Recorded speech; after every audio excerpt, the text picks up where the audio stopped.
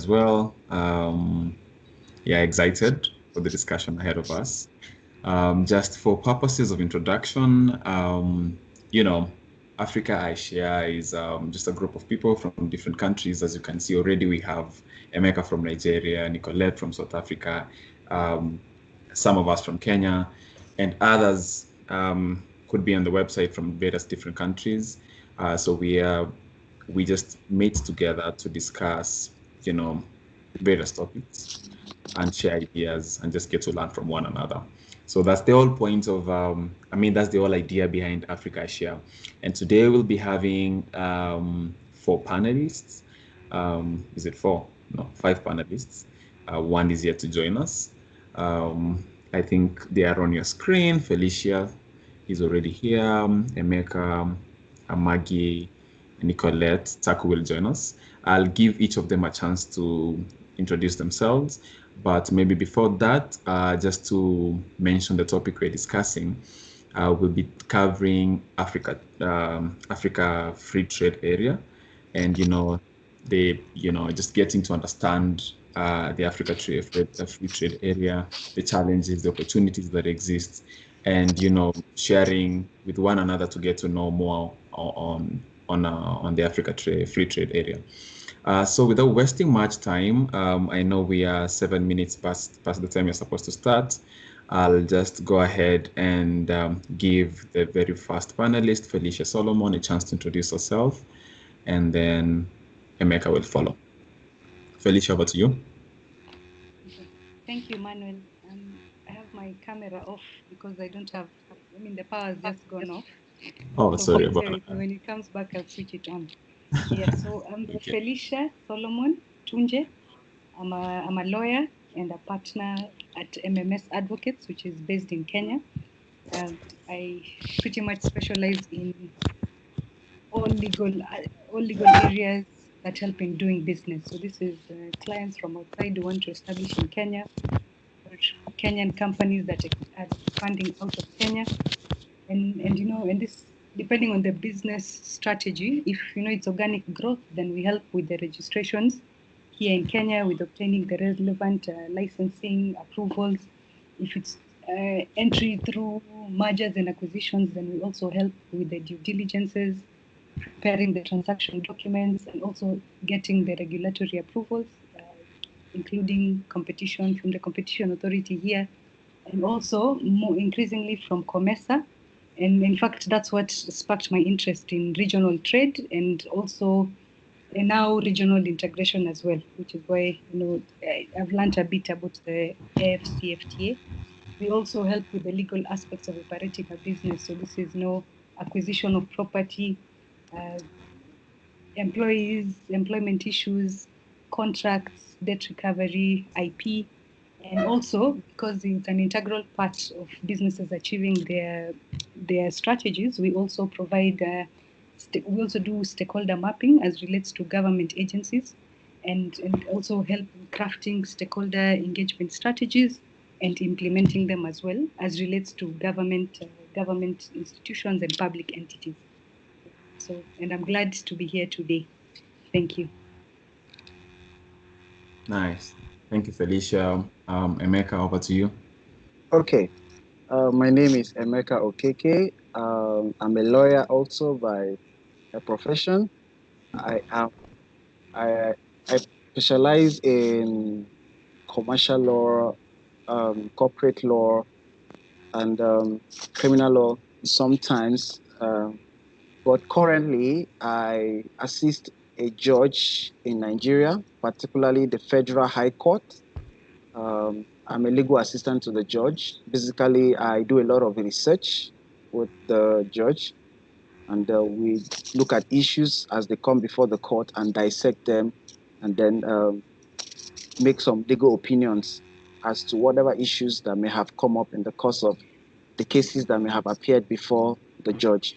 So basically, that's what I do at the moment. Thank you, and I'm very glad to be here to meet beautiful faces here. Thank you. Thank you, Emeka. Maggie? Good evening. My name is Magdalene Karaoke. I am an advocate of the High Court of Kenya, as well as a certified mediator practicing within the East African region. I have over 10 years experience in finance and policy development and influence, working at both national and subnational levels, that is to mean within the county system and within the country.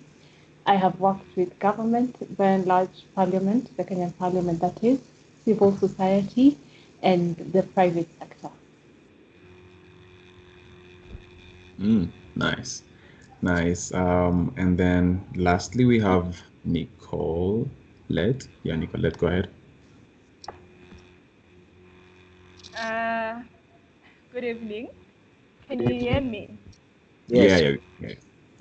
Okay. So my name is Chite Nicolette Mure. I'm currently pursuing a Master of Laws at University of Western Cape, specializing in international trade, business, and investment laws. I'm originally from Zimbabwe. I graduated with my LLB from one of the youngest law schools in Zimbabwe, Herbert Chitepo School of Law. So yeah, I'm happy to be here to be meeting new faces from across the region. Happy to have you too as well. Yeah, that's our able panel. Wonderful introductions. I forgot to mention my name. I'm Emmanuel Omanyi. I'll be moderating the session today. Just a bit about myself. I work as a portfolio associate with a company called Vilgro Kenya. So Vilgro Kenya is an incubator and a venture capital of sorts. Invest seed capital to startups and all that. So excited and looking forward to this discussion. So I guess without wasting much time, let's get into the discussion. The topic of the day, Africa Free Trade Area. And I like that our panelists are super qualified, and I hope you guys are ready to give us some amazing contributions to this topic, And so maybe to just begin with, just generally, could you now just share your thoughts on Africa Free Trade Area, the countries that are on board, why is it important to Africa? Is it a milestone for Africa, is it going to increase trade? Is it going to make things simpler? I mean, your general thoughts on Africa Free Trade Area. And Felicia, I'm sorry to put you on the spot, but your image appears first, so I'm just gonna call you first. It's okay with you. All right, so the Africa Continental Free Trade Area, it was officially launched on July 7th, 2019. It was meant to come into force, or rather to be implemented this year in July. But then due to COVID, that has been pushed. So probably the implementation date will be sometime next year, hopefully in January. So I think my view, or rather this is what, the intention of the AfCFTA is to create a single market for goods and services, of course, supported by free movement of persons. And why this is important is because of its potential to accelerate intra-African trade specifically. So I think statistically, intra-African trade is quite low compared to other regional blocs, for example, the EU or the ASEAN and all the others. And so this is one of the ways in which African countries can boost intra-African trade. And what is interesting is that most of Africa's exports globally are actually on commodity goods. But intra-African trade, most of that trade within the African countries is actually in manufactured goods. And so implementation of this AfCFTA could potentially increase industrialization in African countries. And increased industrialization translates to increased trade. Trade increases productivity in all African countries, and this promotes economic growth, and hopefully it can also help to reduce poverty in Africa as well. So that's on my side. Yay, United States of Africa. Anyway, Thanks, Felicia, for that contribution. By the way, guys, feel free to ask questions on the chat. and we'll pose them to our panelists. Yeah. So I'm gonna jump Emeka and go straight to. I know she wasn't expecting this, but yeah, Maggie, over to you. In my view, I think when you're considering whether this is progressive or not, you really need to think through the general pros and cons of any free trade area agreement. So generally, when you're looking at what are the objectives of a free trade area agreement, one of them is the perceived opportunities for economic growth at not only continental level, but national level, as well as opportunities for transfer of skills, knowledge, increased capital investment opportunities, as well as technological advancements and transfers. However, even as you have that at the back of your mind, you also need to have a consideration for what are the potential risks or cons that would arise as a result of such. One of them would be perhaps loss of traditional livelihoods, for instance, and degradation of natural resources in some instances. We also have, instances of crowding out of domestic industries by those coming in because of issues related to lack of capacity of some of those countries. So when looking or considering as to whether any free trade area agreement is, viable or not, those are some of the key issues that perhaps you should have at the back of your mind. But with regard to the African Continental FTA, we need to consider what was the primary objective of it, and its primary purpose, which was to establish a single liberalized market targeting 1.27 billion consumers. And just to reiterate what Felicia was talking about, is the opportunity that it has to increase trade, intra-African trade, that is. According to the Africa Development Bank, a recent report that I read sometime last year, it was speaking of levels of less than 20% in terms of intra-African trade. But it is said that as a result of this FTA, it could potentially boost this intra-African trade to up by 52.3%. And that is if we are able to eliminate import duties, and maybe double that if we're able to get rid of non-tariff barriers to trade. So I think looking at the opportunities, at an economic scale, or using an economic lens, I would say that yes, it does provide great opportunities, but at the same time, it would be important for us to also consider some of the risks and challenges that this would, come about as a result of this free trade area agreement. Yeah. Awesome. Thank you for that. Now back to you, Emeka. Okay. Yeah. All right. When I first heard the launching of this agreement, I was super excited because for me, I've always wondered how do we go about this the African Union thing, because at some point you tend to ask yourself, what's the practicability of this thing? We this union is there, but we tend to have not gotten the needed agreement to boost this Africa thing. We needed to be united. So what could unite us? This seems to be the only agreement, in my opinion, that has captured quite a number of issues in addressing the whole idea of African unity. We have other regional economic services being rendered, like the ECOWAS and the likes, and East African community and the likes. But this particular agreement seems to bring a whole lot, particularly in terms of economy. And now, when you look at this in particular, you see that the essence is to boost, for instance, job creation. We know we are very much aware of the fact that in Africa, particularly Africa, the poverty rate is on a high side. So when you have something like this, the job creation is going to be massive.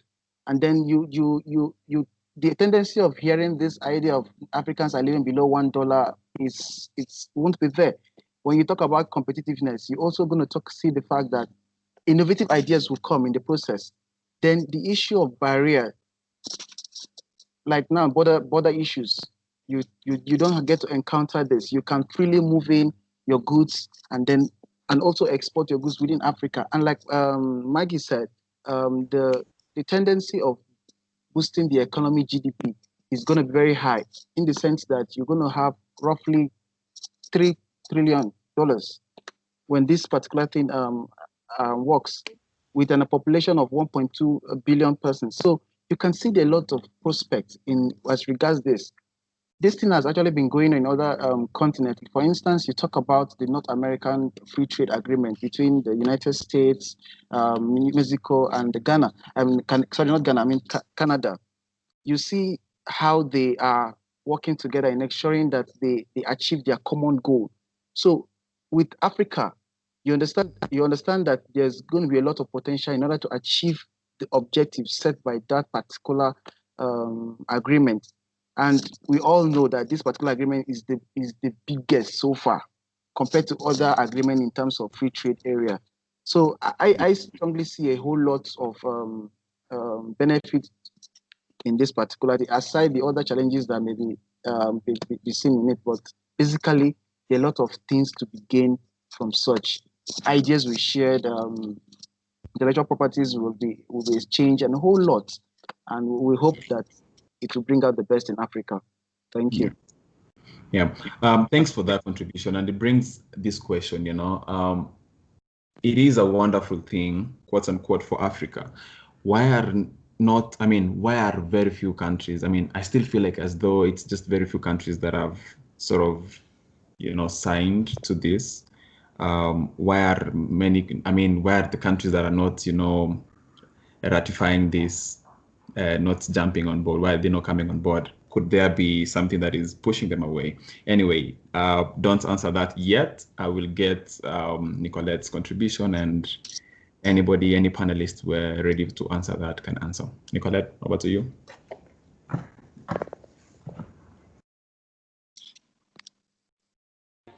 For the question, a lot has been said by the speakers who spoke before me, but I need to emphasize on the point that for the AcFTA to actually work, African governments have to be deliberate in terms of policy to ensure that some of those things that are being highlighted actually are realized, right? For instance, like what I think it's Felicia who highlighted how African governments are more of raw material exporters and commodity importers. So if you look at the wealth of nations, you realize that most of the developed countries, or the global north, so to say, they sort of trade in commodities. They import raw materials from Africa, they manufacture them, and then they bring them back to Africa. So you realize that at the end of the day, the slice that Africa gets from the whole global trading system is probably around 3%, which is nothing. The reason why we still have the same problem with regards to poverty and the conditions of living of people within Africa. So now the African Continental Free Trade Area, in a sense, it then boosts intra-African trade to ensure that there is free movement of goods and persons. So the importance of having free movement of goods and persons is that once we start trading amongst ourselves, there is free flow of information, there is free flow of technology, and also of goods. So what then happens is one of the main barriers to international trade generally is, your tariff and non-tariff barriers, and they constitute a large amount of revenue that is lost. So once we then have a situation where we've got a continental market whereby African countries can trade amongst themselves on low tariffs, and with trade facilitation being so seamless, you realize that the cost that is otherwise being lost through the non-tariff barriers and the tariff barriers would then be used to actually then develop the infrastructure that we are talking about. And another thing that I would need to highlight is that when we're talking about infrastructure for Africa now, it's very unfortunate that we never had an opportunity as a continent to go through the industrialization process like the global north. And you look at how now we are talking about industrial revolution 4.0. So now, instead of us really like investing in infrastructure that is, your buildings and everything, we now need to actually think of investing in infrastructure more like fiber and everything, because at the end of the day, what's becoming more important in the global, in this global setup is data.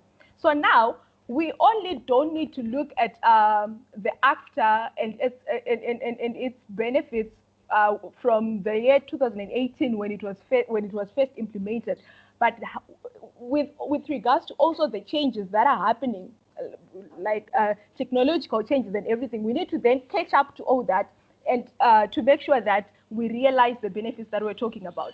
So the first thing is, if governments are not deliberate with their policies,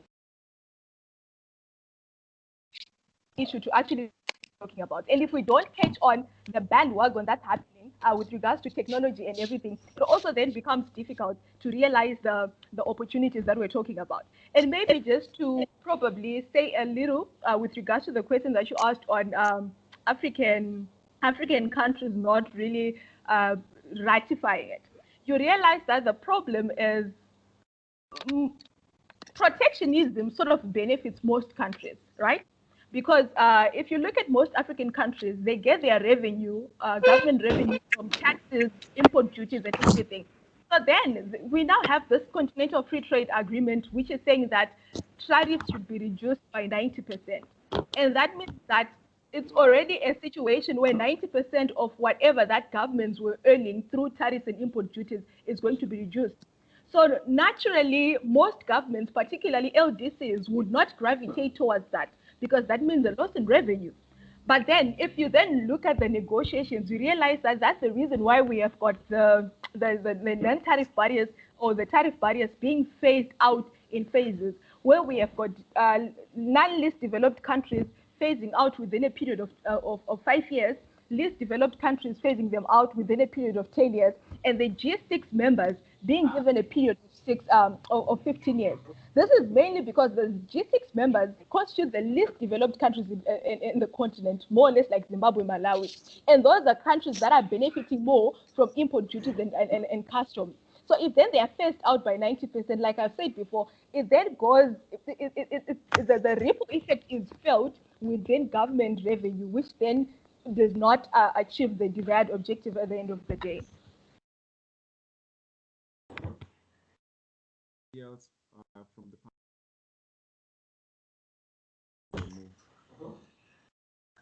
yeah, guys, keep the questions coming on the chat. We'll give the panelists to answer them later on. Okay.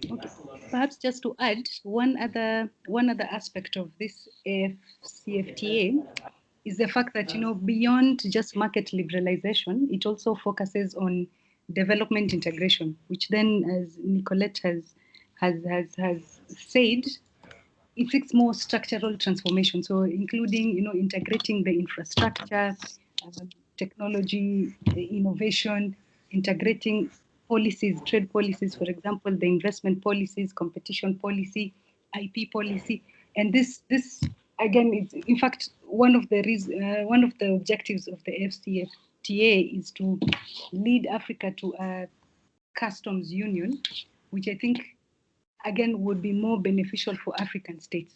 Now, to your question, the question that you asked, I think actually the ratification, the signing and ratification of this agreement for me has been quite impressive, because right now we have all but one African country which has not signed, and then also I think about 30 ratifications for the agreement, and also just how quickly this AfCFTA was negotiated and agreed upon. I think it took 5 years to agree on it.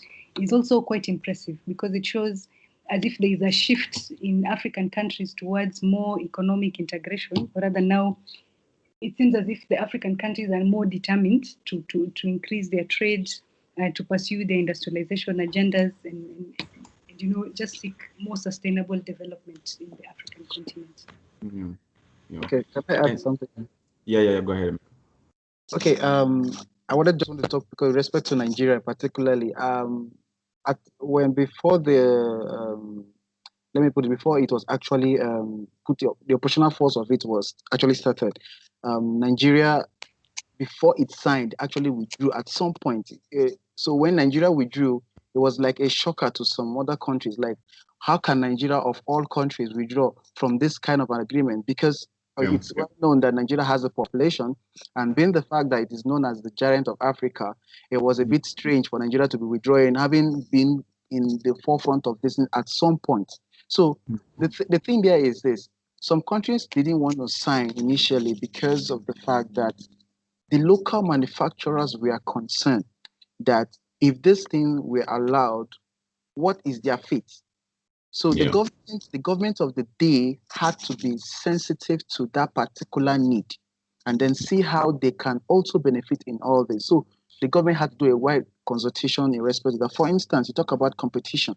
So the competition here now, what the local manufacturers will be like, okay, if these goods are coming out are cheaper than the ones we're producing, what is our own goods going to look like? That means Nigerians who we're producing these goods for would prefer this. And that's why you see China product tends to have effect in African countries, which is not supposed to be. But considering that was why some countries have decided to step back a little bit and then look internally and say, okay, this is what we have to do. Then we talk about exploitation. Some countries are signing because they know that this is a target. Let me go in there and collect, while they themselves don't have anything to offer. So it's more like I say, okay, if we are just doing this because for your benefit, what of the benefit of other countries? And that is why the Secretary General, Wamkele, said something, said, if at some point he noticed that a particular country, for instance, let me use for instance, South Africa, for instance, now, which seems to be driving force, or seems to be one of the best countries in Africa now, or has the technological advancement in this, seems to be gaining more. There has to be a look into it. So you notice that some countries are very skeptical about this because they want to know that in all this, we also have our benefits. So that is why it seems like some countries are not ratifying the document yet, even though they have signed, because ratification and signing are two different things. You can sign, but you cannot have ratified. So that is why it's like that. So I think that is one of the major reasons why some countries have not signed. And like Felicia said, it's only Eritrea that have not even signed the document itself. I think it's because of the conflict they're having in Ethiopia currently with respect to the press. I think that's basically about it. As to progress, it's been wonderful, and I think it's a good step in the right direction. Thank you so much for that, and I think it puts us in a good place to move on to the next section. Which is challenges. You've mentioned competition due to once the trade tariffs are removed, there'll be a lot of inflow of cheaper goods from foreign countries within Africa, of course. That, of course, is going to weigh in on business profit and constrain business expansion in specific countries. There's going to be, that free trade can also contribute to higher income inequalities, especially in high wage countries where you have, cheaper goods coming in from low wage countries. And then putting in mind some of the common challenges we have in Africa, no hard feelings, Nicolette, but we have xenophobia in South Africa, for example, at times, not always. Some bad politics in very many countries in Africa. We have competition in African countries where, for example, in Kenya and Tanzania, we at times fight, quote unquote, where where either Kenya wants to be the big boy and Tanzania wants to be the big boy at times. We also have like regional economic cooperations, like we have the East African Community, we have ECOWAS for West Africa, we have SADC for Southern Africa. And then we are saying now we're having like Africa Continental Free Trade Area. To me, that poses a challenge, because what's the point of having East Africa Community? What's the point of having ECOWAS? What's the point of having something that is going to reduce the income I mean, the amount of income my country people are going to get or something like that. So those are some of the challenges we see. So again, this is just back to the panelists. Aside from this, what are some of the challenges that you see that this thing is going to have? And I like that Magdalene highlighted this, and I'm going to push it to you, Maggie. You pointed to, looking at the pros and then checking the cons as well. What are some of the cons, aside from what you've actually mentioned, that we foresee that could hinder, this thing from really happening? Yeah. So thank you once again for this opportunity to speak on this panel. With regards to some of the other challenges, over and above what my fellow panelists have talked about and also yourself, there's also concerns over the overlapping and concurrent memberships to the RECs, that being the regional economic communities that other countries belong to, such as COMESA, SADC, EAC, so to speak. So I'll give you an example.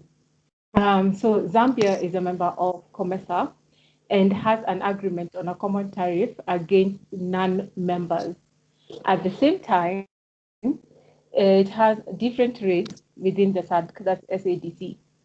So there are different rates and different rules of origin in terms of each agreement. And then now here we come in with the Africa Continental Free Trade Area Agreement. So because of that overlap and the fact that I think it was, I don't know whether it was Felicia who mentioned the fact that we're going to now have a phase. Sorry? Go ahead. We're now going to have a phased, a phasing out of some of this, because it won't be in the immediate. You're going to have a lot of overlapping once the African Free Trade Area Agreement comes into place. That is, well, it's targeted for January 2021. So what happened in regards to these agreements that had already been negotiated on the common tariffs within these RECs? The other perhaps would be the huge discrepancy in levels of economic development of certain members. So if you look at the contribution to the overall continental GDP, combined South Africa, Egypt, and Nigeria combined contribute to almost 50% of the continental GDP in terms of inter-African trade. So, and then in that regard, if you just to take out South Africa as an example, it is said to contribute to at least 25% of that. That's almost half. So what is the place then of now smaller economies such as Benin, and the fact that, because there's a sort of imbalance there. So there's the issue of lack of capacity, there's the issue of imbalance, there's the issue of discrepancy. If you look at capacity to engage in trade, but also in terms of lack of skills, perhaps, technology, as well as financial capacity to enable some of the smaller economies to competitively participate in the free trade area agreement, so that then they can also benefit. Because you need to remember that in as much as this has been a continental negotiation, the end goal is that the benefit is supposed to be accrued at country level. The other thing perhaps to think about is the fact that we need there exist institutional framework challenges, looking now at the localization of the same. So in order for that to happen, we need to have legislative frameworks that are put in place at national level to enable the operationalization of the continental FTA. The same needs to be put in place if, other mechanisms such as the customs clearance systems also need to be put in place. So we need to look at then what needs to happen at national level. What are the mechanisms that have already been put in place? What are the gaps that are currently existing? And even as we continue to come up with national legislation, how do we ensure uniformity? The other thing to think about is, for instance, logistical challenges. So we are talking about opening up, Africa for trade, but that does not happen in a vacuum. Goods have to move on infrastructure. So infrastructural development then is key. So we need to start thinking about air transport. We need to start thinking about rail. We need to think about our highways, our road development. So where are we at in that regard? Yeah. So an example of this was, for instance, in Kenya, we had this what was called the LAFSET project, which was supposed to connect and ease trade and movement of goods between Kenya, Ethiopia, and South Sudan. So what it was supposed to include was interregional highways that were supposed to run from the Kenyan coast, a town called Lamu, all the way to the north, to a border town known as Isiolo, then connecting that then to Juba in South Sudan, and then a parallel one running to Addis, that's being in Ethiopia. So that's one, being like the interregional highway. The other thing that perhaps, another thing that was supposed to come up with, supposed to be included there in that LAPSET project was crude oil pipeline, which was supposed to facilitate the transfer of crude oil from Lamu to Isiolo, and then a product oil pipeline running from Isiolo to Addis Ababa in Ethiopia. So even as I give this example, what you need to think about is then who was footing the bill? Who picks up the tab? Yeah. So these are just some of the challenges, because I know even within the LabSat project, when it was being, when we were coming up with it, and once it was rolled out, there were a lot of issues that came up in terms of the financing, how we structured the financing of the same. So those are just some of the challenges that I would like to highlight as we have this conversation on the operationalization of the Continental Free Trade Area Agreement. Thank you. Right. Good contribution. Quite detailed. Oh, Felicia, we can see you now. Your video is on. Nice. You wanted to add something? Yes, on the trade logistics, I've just one of the other challenges there is just ensuring that the customs unions of those different countries actually understand and apply what these agreements, what the nations agree upon. Because you can have all these wonderful policies, but then at the customs levels, nothing changes, and the national customs authorities still continue with their old practices. And then the other challenge again is the free movement of people, which is actually a separate protocol and a separate AU protocol. So it's not one of the protocols under the AfCFTA. It's separate, and it has again, it envisages great things, but then its reception, it hasn't been signed by a lot of African countries, and I think it only has 4 ratifications. So again, if free movement of people underpins the success of the AfCFTA, then this aspect of free movement of people, African countries actually have to have the goodwill to implement it, to enable this free trade area to work. Nice. Yeah. I'm learning a lot. I didn't know most of these things before this meeting. So yeah, thanks for those contributions. Anybody want to tackle from a panelist? Anybody want to tackle any additional points? Yeah, go ahead, Nicolette. Okay. So maybe to put some of the things that were said by the other panelists into context, I'll start with movement of people, right? So you realize that currently what's happening, it's quite difficult for a person to move from Zimbabwe and into South Africa than it is for a person to move from Zimbabwe and go to Europe. Why? Because you look at the visa requirements, it's a cumbersome process if you think about it, right? There are a few countries in Africa right now that have actually managed to have a policy where you can go there without the requirement of a visa, and those are like, your Ghana. And then you have got countries like Rwanda, where you can go to Rwanda and apply for your visa upon arrival. But in most of these other African countries, it's quite difficult. You have to apply for a visa and maybe wait for it months and months before you actually get it. So it then becomes difficult, especially when we're talking about inter-Africa trade, because it's not only the movement of goods, but it's actually people in some cases that move goods. So once there is restricted movement of people, it becomes a difficult issue. And you realize that there was the African Union passport that was talked about, but then it still is the implementation stage. So we're actually looking forward to having that. Maybe that can enhance free movement of people. And with regards to the other challenges that the continent is likely to face with the AcFTA, is actually the effects of the COVID-19. You realize that COVID-19 exposed a lot of protectionism policies imposed on these African countries. So what happened was, with the closure of borders to try and contain the spread of the virus, countries were then expected to look within to see if they can revive their industries and then be in a position to provide PPEs and all these other materials.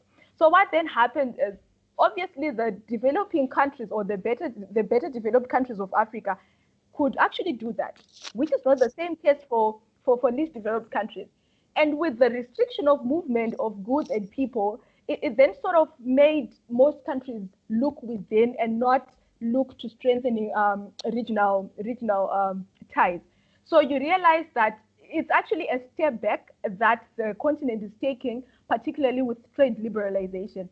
If you look at what was happening within the SADC region, you realize that there were non-tariff barriers that were recorded, particularly maybe the border between Zimbabwe and Zambia, the border between Zambia and Mozambique. Most of those issues were inimical to trade facilitation. So at the end of the day, it becomes a document, or it becomes something that is practical, that is lucrative in theory, but without actually being practical.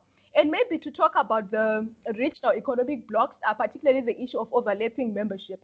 If you look at the objectives of the AcFTA from the agreement establishing the AfCFTA, you realize that it's actually one of the issues that the negotiators thought they could solve. You realize that most of those regional economic blocks within the continent, there is this whole concept of overlapping membership, as already noted, that you have got countries like Zimbabwe that are part of the SADC and also part of COMESA, and they have different rules of origins and tariffs and everything that they have to adhere to. But now I have noticed that there is what is known as the tripartite free trade area. That is something that has not really gotten the enthusiasm that it was supposed to get. It was overshadowed by the AfCFTA. But it was actually, it's an initiative by East African Community, SADC and COMESA, to try and harmonize their guidelines, their rules, their regulations to ensure that they deal with this concept of overlapping membership. But then the thing that we need to actually look at and concede as a continent is that we can't do away with regional economic communities, because these are actually the building blocks for AfCFTA. Without these regional communities, it's difficult to actually see if it's something that you can implement. Now, if you look at the progress that's happening within the regs, you can tell that, well, there is still hope for AfCFTA, even though we've got these challenges that have been highlighted. And then for me, well, if you ask me personally, I think one of the greatest challenges that has to be addressed, particularly within the context of Africa, is access to finance. And when I talk about access to finance, I'm not really talking about, access to finance for these multinational companies or big companies, but I'm talking about the 99% that is within the region. By the 99%, I talk about the youth, the women, the SMEs, right? So you realize that up until and unless that we get to a point where we address access to other people, cross-border traders, women, the youth, MSAs, it becomes very difficult to get to a point where we can say we realize intra-Africa trade or boost trade or even opening ourselves to investment. Because if you look at trade statistics, you realize that 75% of trade that happens within Africa is supported by small-sized medium enterprises. And as long as then they don't have access to funds, it becomes a whole different issue. It becomes a that has to be addressed. Wow, it's smoking in here, man. Nice contribution, guys. I think because of time, I'll push us to the next part. But yeah, Emeka, go on quickly. Just I think we should also forget the effect of political instability. It has a very strong effect on this. If a particular country has crisis, the the AfTA itself won't work. Okay, so and then there is something Nicolette said. I just wanted to point out something. There is something beautiful about this AfTA. The regional blocks we're talking about, the AfTA also recognizes it. Actually, in Article 19 of that particular agreement, it said something very, very, very, very, very beautiful. And it also recognizes the fact that if actually the regional blocks are conducive enough to actually help those blocks to work, they can continue with it. But but at the end of it all, what this AfTA 62 is like, there should be what we call a single market, and basically that is what it is. But aside that, there is issue of between stability, and like she said, poor finance is a very major issue because you don't, how do you carry out trade without finances? And that's why the African Development Bank is very, very, very in a very strategic place to actually see that this things is not so much of a problem. Thank you. Nice addition there. All right. We have so many questions on the chat, so I'm just trying to make sure that we spare some time to just tackle that. So I guess we've covered this in most of the contributions that you've all shared. I mean, we've covered the opportunities that exist, the free movement of people, the free movement of goods, the oneness that comes with it. I would just like to give each of you a minute to just maybe highlight any opportunity aside from what has been mentioned, and then we can quickly just go to the questions that are on our chat to answer that. Any panelist that wants to tackle opportunities? I know we've mentioned most of those in our share in our contributions, but then just in case someone wants to mention something on that, yeah. Sorry, maybe to just say something. Yeah. So, well, we have been talking about how okay, maybe to go back slightly to what Rebecca had said earlier on about local manufacturers complaining about what's in there for them, like what's the stick for them at the end of the day.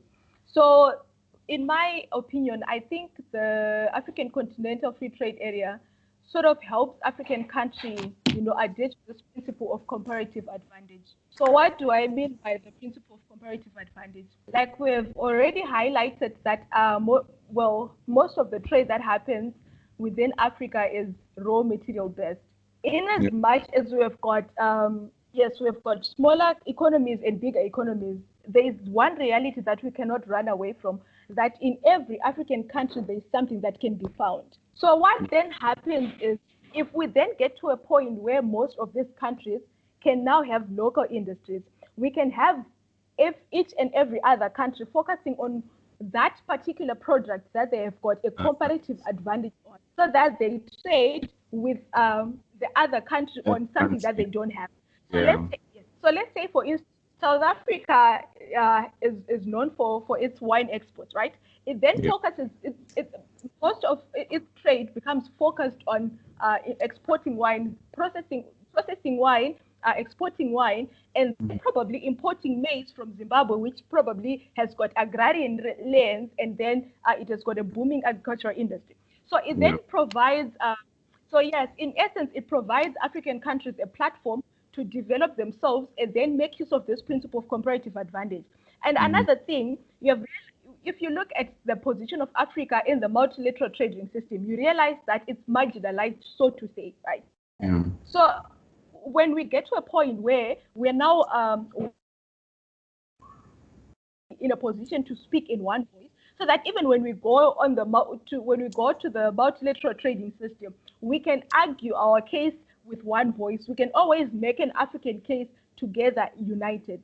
Now we have got other African cases that I'll give an example of the e-commerce protocol with regards to the World Trade Organization. You have got countries that are supporting the joint statement initiative, right? That are African countries, and a few of them. And you've got another group of African countries that pretty much makes the bulk of African countries that are against that are actually asking the World Trade Organization to focus on the Doha round of negotiations. But then if we then have a situation where we are now trading as a single market, we know our interests. We can then come up with a common goal, shared interest that we can present at a multilateral trading system, and then move away from being marginalized. Yeah. Nice. I don't know whether you guys are learning as much as I am. Interesting conversations, interesting contribution from our panelists. I just want to move us away from that because I realize this is a very interesting topic and a very wide topic that we cannot cover in one session. So probably if time allows, next time we could organize a second session to just cover most of these things. I know these questions are really many, and some of them, our panelists have sort of covered them. So I'll try skim through as much as I can and just throw them at our panelists to respond before our time elapses. So yeah, just take all of us to the chat. Just looking for the first question. Yeah, question number 1 there from Jacob.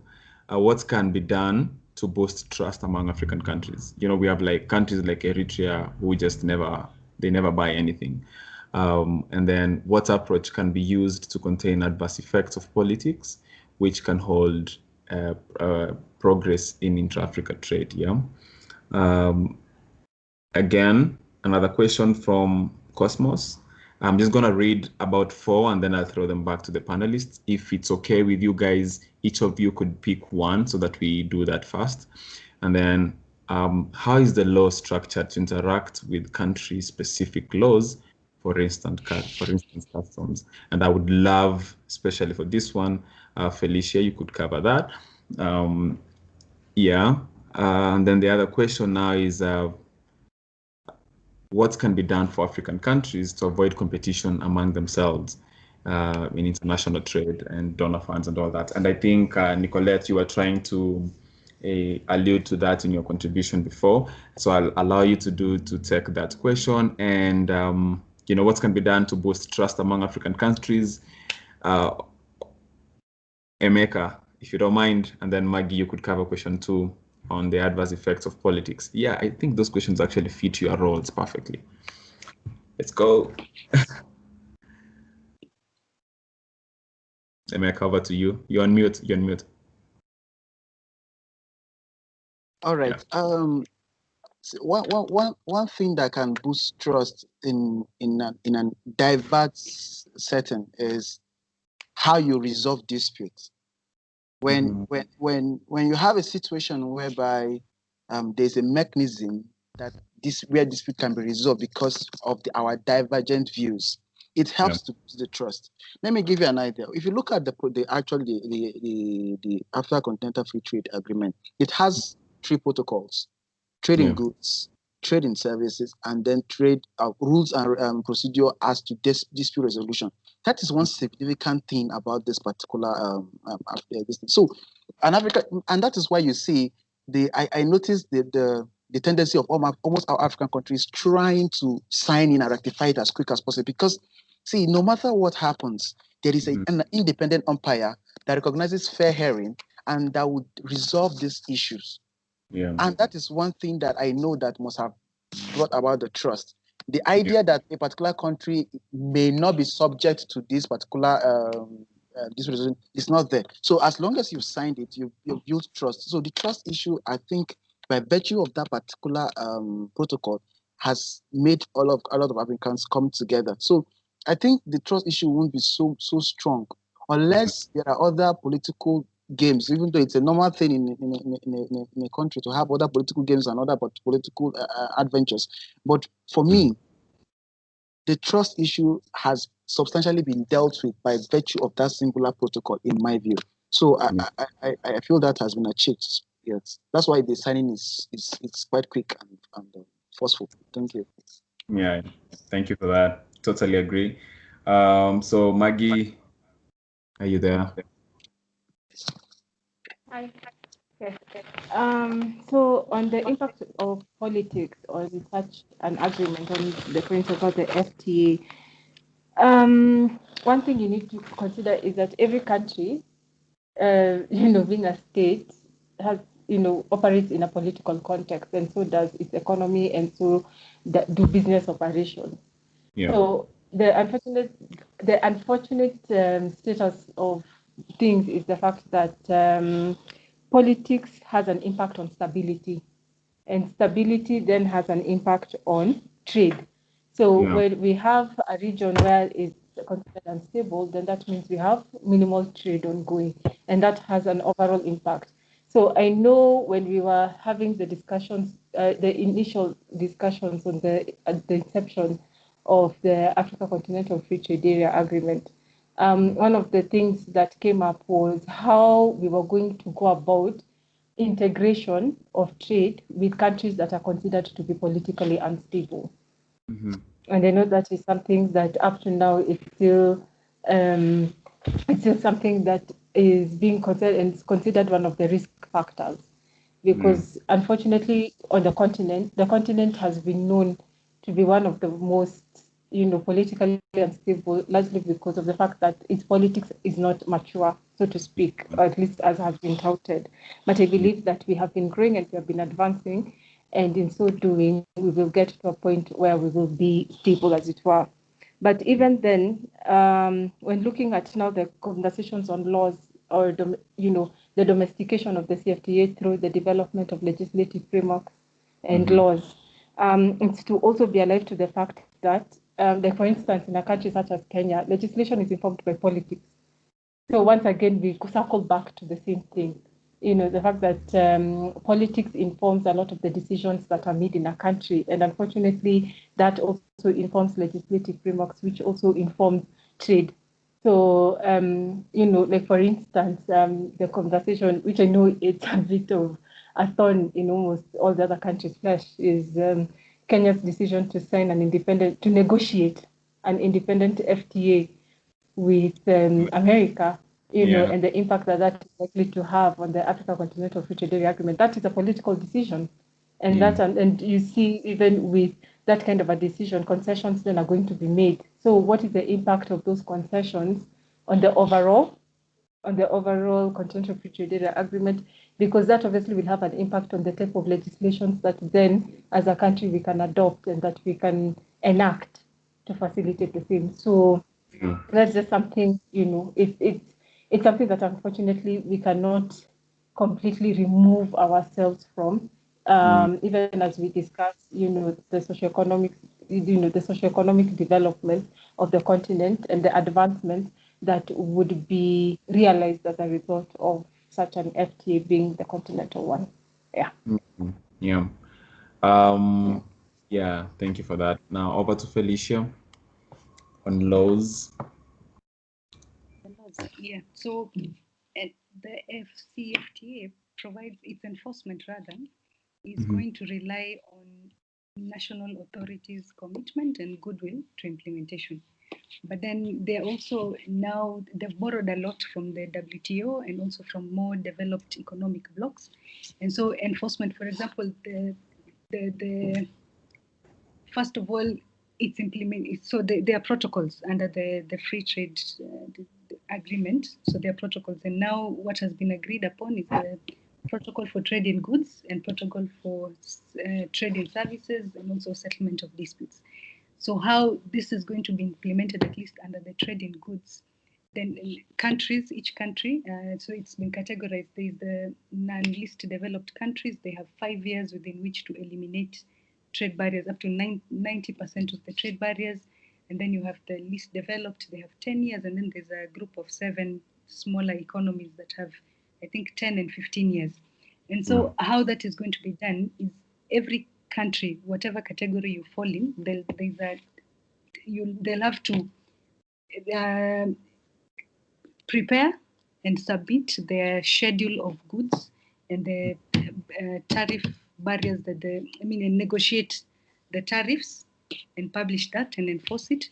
They will then have to train their own customs officials and amend their tariff books so that whatever tariffs have been negotiated are actually implemented, and of course train the customs authorities so that they can implement. In terms of trade facilitation, again, each member state is supposed to establish their national facilitation committee or a national trade facilitation body that will ensure that the provisions of the AfCFTA and all the agreements that are made are implemented. In terms of the non-trade barriers, again, each country is supposed to now establish their own national focal point, and then countries also have monitoring obligations, reporting obligations, and the agreement also establishes an administrative body that will also evaluate, monitor, and sort of oversee countries' progress in meeting their obligations under the trade agreement. So again, implementation, it's how this act is now requiring each member state, rather it's putting specific obligations on each member state to do their bit in getting this, in implementing the act. And I think, for it to actually work, then we need to forget the past where, I think African countries have been more about solidarity. So you don't really reprimand the nation that is not complying with the agreement or with, whatever you've agreed. But in this case, for it to work as well, we would actually have to now have sanctions for any country that is not complying with the agreement as agreed. Yeah. Nice. Thanks for that. Over to you, Nicolette. Thank you for the question. So I think the first point to note is that competition generally, when we start talking about businesses and economics, it's important in the sense that it sort of helps other people perform. So in this case, we're saying it's important because it helps other countries perform. It then becomes a problem when it becomes unhealthy competition, and I assume that's what we are talking about right now. So the first thing that really happens is most of these African countries have got too much sovereignty and national pride, and that is just, and it's then becoming so disguised as unhealthy competition. I'll give you an example that is very practical and of our generation. For those who have got Twitter accounts, they know that there's always Twitter wars that are going on between people from Uganda and those from Kenya, Nigeria, and Ghanaians and everything, right? Those are the same issues that we then end up encountering even in the trade sector and all these other issues. So the first thing that has to happen is Africans have to understand that because they've got a shared history of colonization and everything, they need to have shared goals. They need to actually align their goals. That's the first thing, right? What is it that we need to achieve at the end of the day, right? We're trying to achieve shared prosperity. That's what the Agenda 2063 says. We need to achieve shared prosperity. How do we do that? We make sure that we develop the least developed countries are helped. They are elevated to the stage of non-least developed countries to ensure that they start trading at an even place. Number one. Number two, you realize that if you go back to the regional economic communities, most of them are thriving because they are not only based on economic prosperity. They sort of look at development as an all-encompassing, right? That focuses also on solidarity, like what the last speaker spoke about, and this idea that they share a certain history, right? So that is very important, because once leaders are then reminded of the same history, it sort of limits competition. Then we go back to this idea of comparative advantage, right? What has to happen is within African countries, inside our borders, we need to sit down and actually ask ourselves, what is it that we're really good at, right? You can't be a jack of all trades. There is something that you are really good at. And it goes beyond national pride, it goes beyond sovereignty and everything. Once we figure out what we're really good at, we try to develop that particular aspect we are good at, so that we become competitive on that aspect alone, right? So you realize that for that to actually work, we are supposed to be willing to give up a portion of our sovereignty as a continent, a portion of our sovereignty as governments, to then start having this conversation. And also, it's actually good that these are issues that are upcoming with our generation. We are going to be the leaders of tomorrow. So we need to actually sit down and think about this thing. if we are constantly going to be competing with each other for places and opportunities without actually trying to help each other come to the same level, it's a cycle that's going to exist. So the other thing is we need to have a situation of capacity building amongst ourselves. We need to sit down, have this conversation as the youth, see how we can make this progress, how we can break the cycle of competition that is ongoing, right? You realize that currently most of the African countries are coming up with bills and laws that are trying to limit foreign competition, right? Because of what has happened because of COVID and everything. You can't necessarily blame them, but at the end of the day, it goes against the idea of a free market, right? So we need to actually level the playing and make sure that people are competing at par, regardless of where you're coming from, where you're going, and whatever. Let there be open market. Let markets actually be open for everybody. Let people compete at the same level, and then we can start talking about healthy competition. Yeah. Nice. I like that answer. Okay, guys, we are way past our time by 11 minutes, but I just want to ask that you guys give us 10 minutes, if it's okay with you. 10 minutes, and by 8:51 we should be done. I just want to ask two questions, one by Annabelle and the other by Jason. I know most of these other questions have probably been touched on by the panelists. So Annabelle asks, the low level of intra-African trade has always been attributed to the lack of diversification in production and the lack of industries. So do you guys think that Africa Continental Free Trade Area should have waited for the continent to improve its level of industrialization before establishing an FTA? That's one. And then the other question is,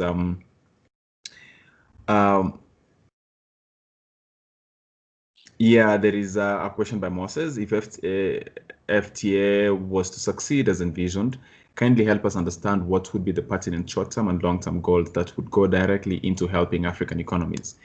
Yeah, that's the main question. Yeah, you can see the rest. I'm trying to skim through so that I save you guys time to answer that.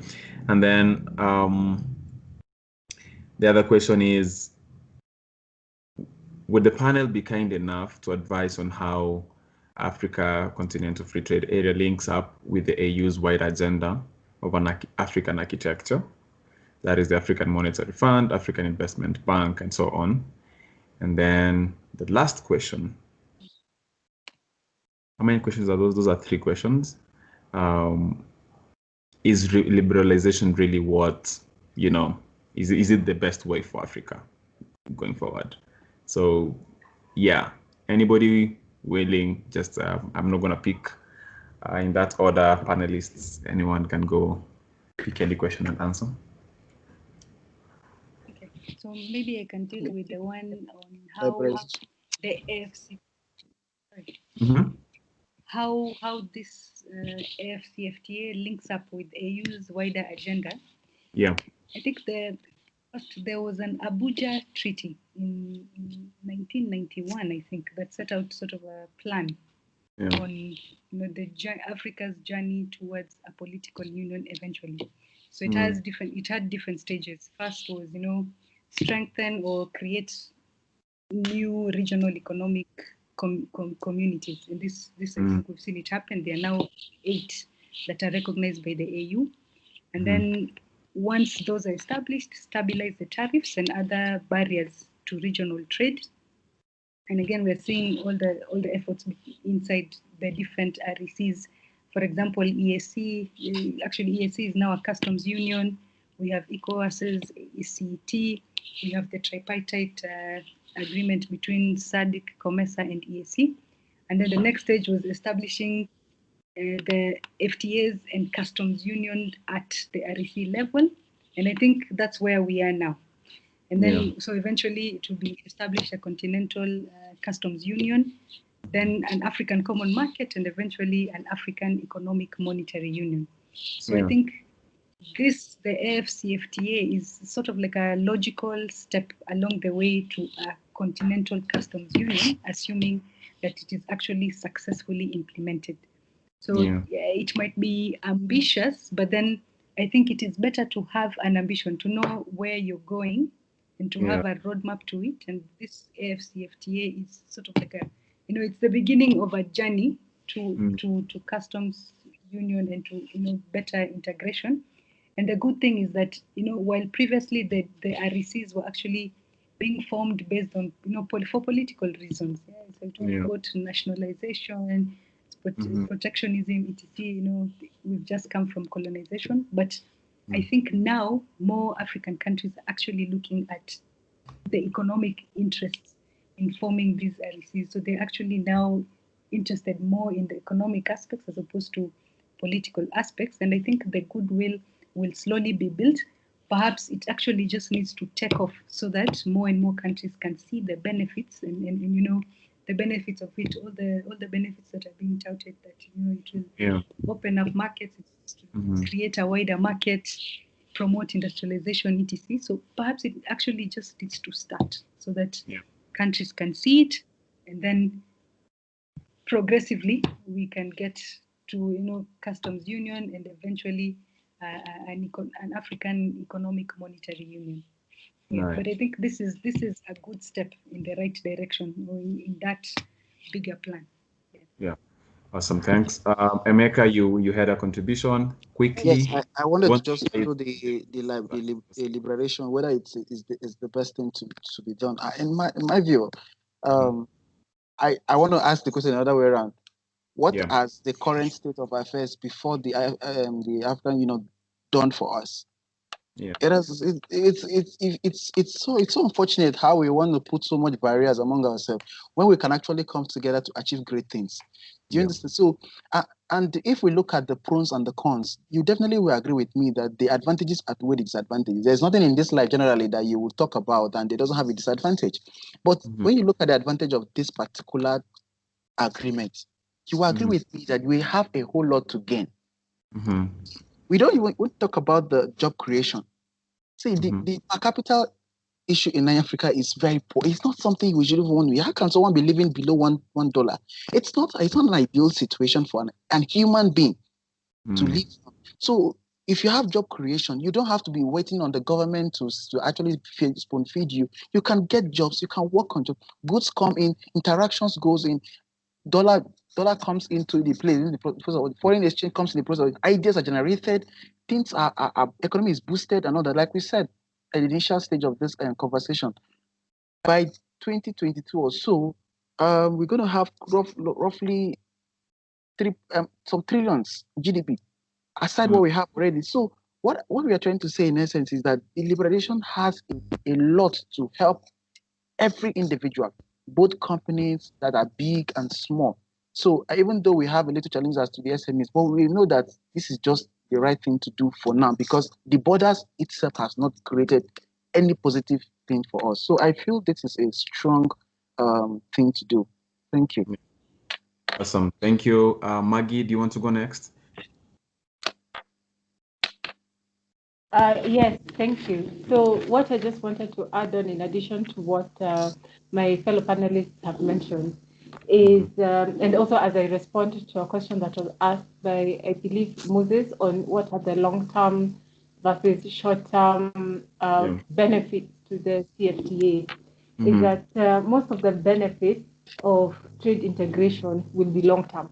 And that is looking at things such as the welfare benefits from the lower import prices. Remember, I had mentioned that we'd be looking at eliminating import duties in order to increase intra-Africa trade by 52.3%. There's also looking at improving efficiencies in production, so as to, as well as an increase in output, as well as higher value added jobs and exports. So these are things that will be realized more towards the long term, while most of the associated costs of adjustment and integration, such as now the loss of trade tariff revenue.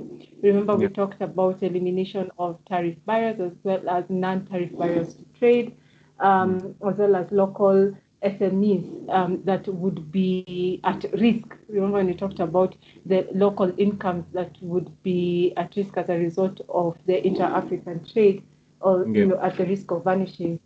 as a result of competition, as well as adjusting unemployment and required investment in infrastructure, being the high capital cost of the same, will be incurred at the short term.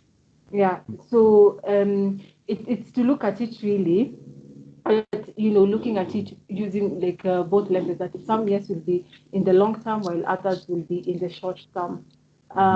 So if you look at a full FTA where we will have eliminated all tariffs, it could generate welfare gains of $16.1 billion, but that is, it's not going to happen right away. Yeah. Obviously. So yeah, but because also you need to factor in the capital expenditure that we will incur in order to put in the mechanisms in place and the frameworks needed to facilitate the same, as well as the capital costs and the operational costs for the same, which are estimated at upwards of $5 billion in trade revenue losses as well. So just to answer the question that was asked earlier, in terms of the short term versus long term, it's to, I think, echo what has been said before by my panelists, that yes, there's a cost to it, but I think the long term objective, and that this is only if we do it right, and ensure that we put the proper frameworks and mechanisms in place, then we will be able to realize gains for the continent. Yeah. Awesome. So much. Oh man, Nicolette. Just the last one. I think I respond to Annabelle's question, and then we can close. The rest of the questions that are not answered, we'll just tackle them in the next session here. Go ahead. Okay. Maybe if you could repeat Annabelle's question once again. I couldn't find it in the chat, but I know it has something to do with infrastructure. Okay, yeah. So the low level of intra-African trade has always been attributed to the lack of diversification production and lack of industries. Yeah. So do you think that the Free African whatever FTA should have waited for the continent to improve its level of industrialization before establishing an FTA? Yeah. I'll answer this question by saying this idea that Africa is lagging with regards to infrastructure is not a new phenomenon. It's something that has been going on for a very long time. So if we were going to get to a point as a continent that countries were going to industrialize and develop their own infrastructure, I think we could have gotten that at some point. But we have gotten to a point where it's okay for a continent to concede that we can't do it individually, and there is need for us to actually collaborate and make sure that we can work on infrastructure development. So what then happens is, in most cases, right, we expect infrastructure development and technology know-how to be transferred through foreign investment, right? You realize that the framework of the AfCFTA as it is right now, it sort of opens up Africa for foreign direct investment. But then the difference, countries are not just going to be negotiating looking inwardly, but you now have to also negotiate an investment treaty, a BIT, looking also to the framework of the African Continental Trade Area, because you don't want those terms to be conflicting, right? So it then becomes a situation where investors are now coming into Africa, they invest, they build infrastructure for us or with us, they provide, they transfer technology, but not on their own terms, on our own terms, right? So I think couldn't have waited. It's actually a great initiative to ensure that we open up. And I think the misconception also comes from the idea that transfer of technology and infrastructure development comes from the global north. Within the continent, we can actually help each other develop our infrastructure, right? If we open our borders and there is free movement of people and goods and trade has been boosted and everything, it then can help countries with the revenue that they're getting from trade. Actually then look towards developing their infrastructure. So we can even do it as a continent without even involving the global north. So I think it's something that could not have waited. Awesome. Wonderful panelists, wonderful, insightful contributions. Personally, I've learned a lot of things that I actually didn't know. it's an amazing platform that we have to get to listen from great minds.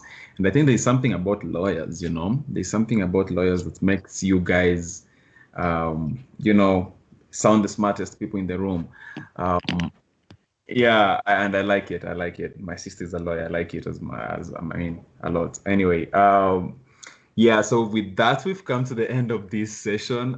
Thank you so much to You're our welcome. wonderful able panelists from Nigeria, all the way from Nigeria, and still in the office. I know it's probably 7 p.m. right now. Emeka, Okaka, Okay. okay, sorry, yeah, okay, and all the way from South Africa, Nicolette, the other names I can't pronounce.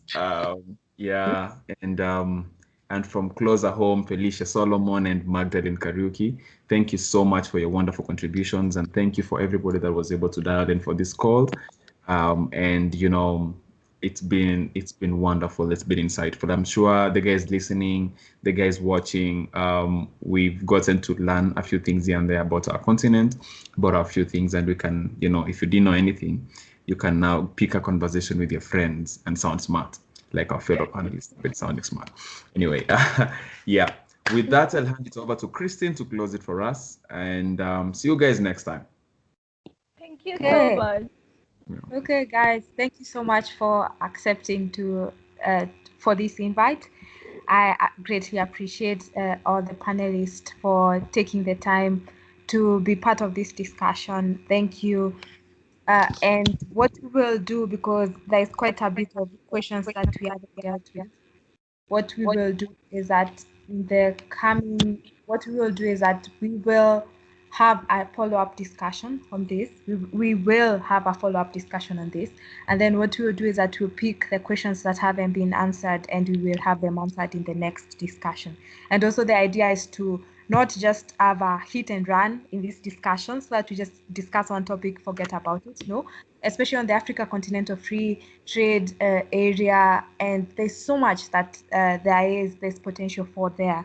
What we plan to do is that we will have a discussion, an ongoing discussion on Africa Continental Free Trade Area, as long as that area exists. We will have an ongoing discussion on it, like to track the changes, to hear, have you heard what the AU has done?